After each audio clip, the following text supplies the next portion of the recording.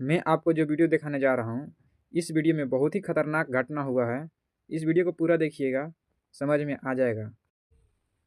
कितना खतरनाक होता है जब पैसा रिश्तों से बड़ा हो जाता है। दो दोस्त में से एक दोस्त हमेशा के लिए चला गया। शमशान घाट में चिता जल रही थी और वह वहीं खड़ा था। वह दोस्त का जिसका हिसाब अधूरा रह गया। दर्द और गुस्से ने उसका सब्र का इम्तिहान तोड़ दिया। उसने चित्ता पर लठियां बरसाई और भराई आवाज में बोला, अब तुझे नर्क में मिलूंगा। हर पल हर कोई सन्न रह गया। सब समझ गए। जब पैसा दिल पर भारी हो जाए तो दोस्ती भी राख बन जाती है।